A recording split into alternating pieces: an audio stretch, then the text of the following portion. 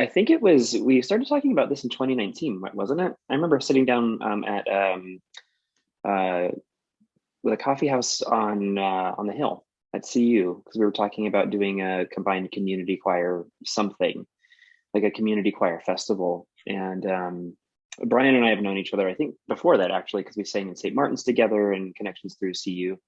And with our choirs so close to each other, it just made sense uh, to have this collaboration. We did start talking about it in 2019, and then pandemic hit, and I frankly was sort of looking for program ideas and for inspiration for this season. And I was thinking about, gosh, you can't make music in this day without at least acknowledging the times we're in. Mhm. And I so desperately wanted to find something to lift people up. I mean, what do we have to celebrate now but each other and the relationships and the music that we make?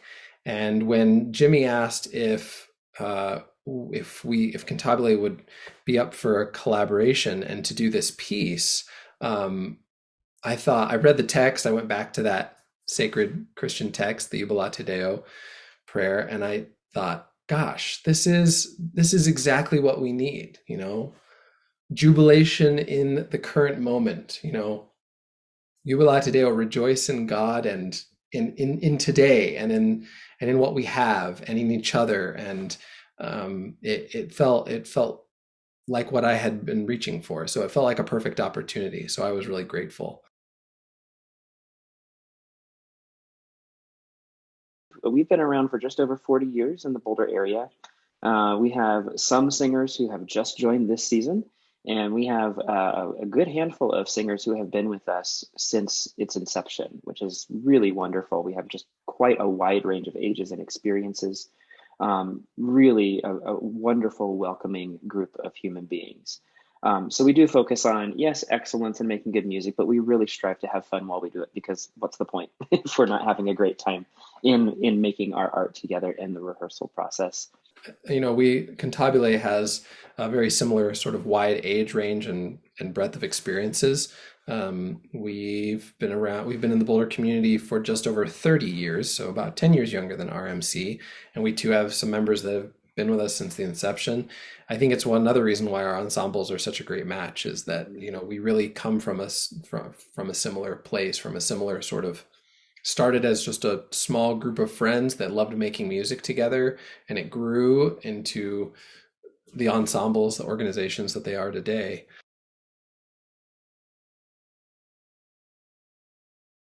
I think the strength of both groups is the leadership, both within the ensembles and then through the artistic staff. I've been really looking forward to working with Brian because he and I share similar philosophies and similar visions on how we lead an ensemble and the things that we like to pay attention to. That while the music itself is important, we really like connecting that with our singers and getting them to truly express because anyone can sing the right notes at the right time, but it takes true art and true dedication to that art to really go after the feeling of the music and make sure not only that our singers feel connected, but that the audience feels like a participant in the process of making music. So it was no question, yet again, to want to work with Brian on this because his choir works through the same sorts of things that we do in terms of connecting with ourselves and each other and really making it a community chorus. So I was really looking forward to that. We should have somewhere right around 100 singers on stage, which is going to be phenomenal, in a time in this sort of pandemic era where choral singing was a dangerous activity because of aerosol spread and what we're learning about transfer through the air. It's amazing to think that we're at a place where we can actually consider and create a performance with 100 singers on stage. Not to mention the orchestra of the players from the Longmont Symphony Orchestra that are going to be joining us for the performance. It's going to be an extraordinary effort and one that is I'm not going to go as far as to say one of the largest so far, but it certainly is for us and for me. I don't know that I've seen a larger ensemble on stage, or I will have seen a larger ensemble on stage since before February of 2020.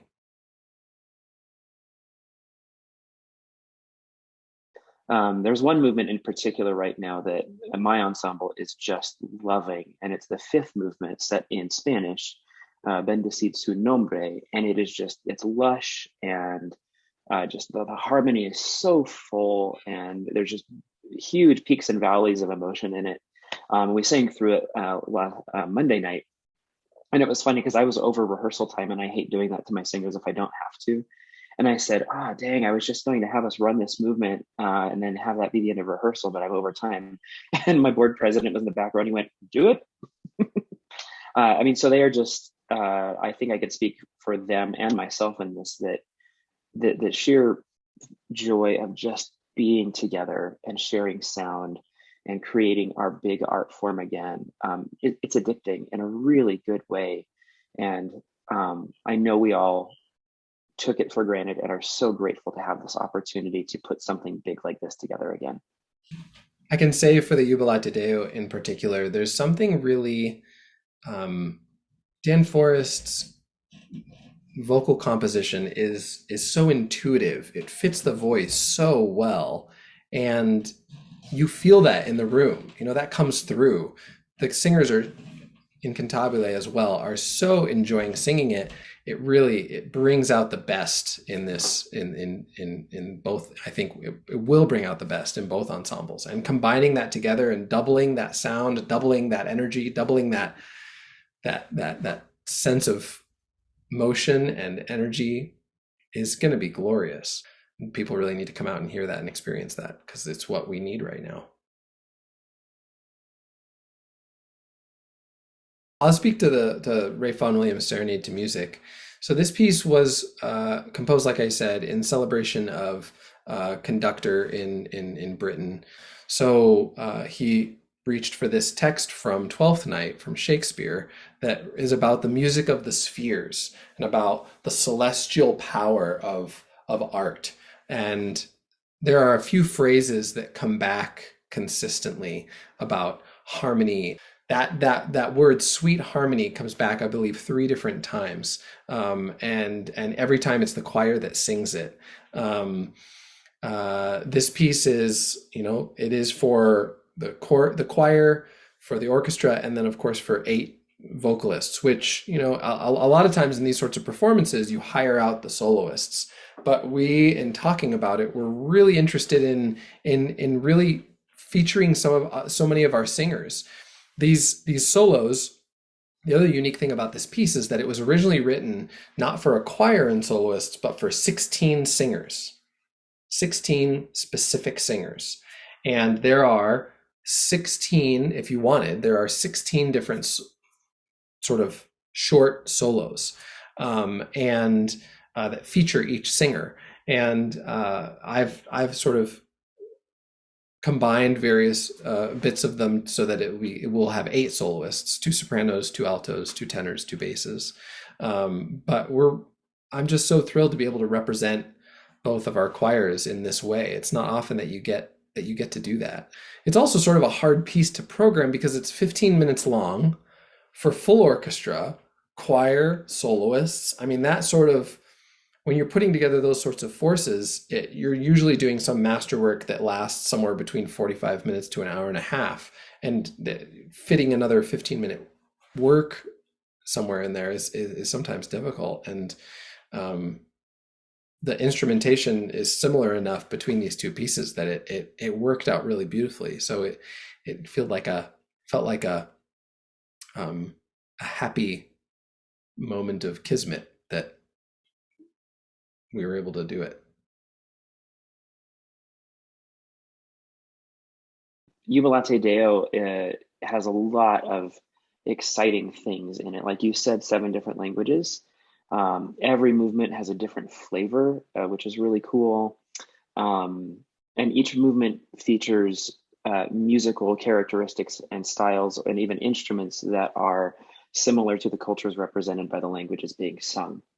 The opening movement, the Jubilate Deo, oh, sing to the Lord, all ye lands, celebrate, sing to God, feels complete in and of itself. It is bombastic. It is the equivalent of musical fireworks, but with some really gorgeous moments of just lush legato harmony as well. There's a moment where he has very specifically programmed 2 beats of perfect silence from one big, big giant fortissimo section right into a beautiful legato with just the harp, strings, and the altos singing. I mean, it's just the contrast is so beautiful. And traditionally, people in the audience are expected to not clap between movements. And I told my choir, I don't care.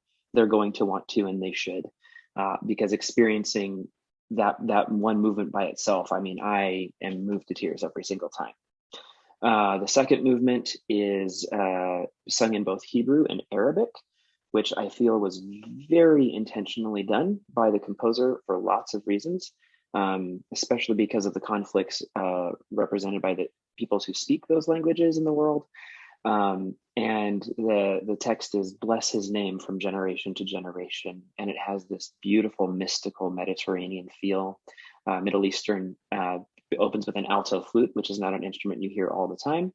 So it has this haunting, very ethereal, breathy quality that's gorgeous, and it feels just like a timelessness, I guess, is the best way to describe it in that movement. The third movement is sung in Mandarin, which for me as a singer, I've never had to perform, so that has been a welcome challenge. And it's set, I would describe it as pastoral in its setting. It features the string instrument from China, the erhu.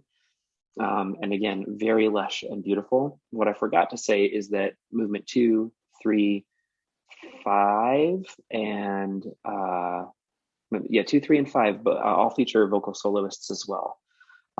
Soprano and alto in the second movement, a soprano in the third movement, and a soprano in the fifth movement. We sing in Zulu in the fourth movement with a lot of percussion and marimba. And again, it's bigger than life in that movement. And then movement number 5 is Bendecid su nombre, bless his name, the one we sing in Spanish, and that features a guitar. And then my absolute favorite in this whole thing is movement number 6. It's called Song of the Earth, and the only thing we sing in it is the word Alleluia. And he writes it in a way that the choir is secondary. The strings actually have the primary melody in that piece of music. And it opens with all of the low strings, so no first violins at all, and bassoon and clarinet. So it's this really, again, earthy is probably the best way I can describe it, but it's rich and full-bodied. It's like really good dark chocolate when it opens. And it feels like if you've ever been camping, sorry, I use a lot of metaphor, but if you've ever been camping, it's that smell of fresh dew on earth. Like it is just, it feels like that smells. And then it builds and builds and builds. And I told my choir, it feels like one of those BBC nature documentaries that we're singing the soundtrack to. There's a moment about 2/3 of the way through where it feels like the camera has zoomed out and we're seeing the sun over the horizon of the earth. And it's just huge sound. But Dan Forrest's talent in composing is, as Brian said, so evident throughout every single one of these movements. And because he's a good composer, we get the opening Jubilate Deo theme in every single movement in some iteration, in some way, shape, or form. Sometimes it's in the instruments. A lot of times it is with the singers. And then how he juxtaposes it, he actually brings it back in the last movement against the Alleluia in this really, really cool way. And the last movement is basically an amalgamation of everything that has come before it to celebrate, yes, again, not that all of these movements are different, but that they and we are united in this musical experience.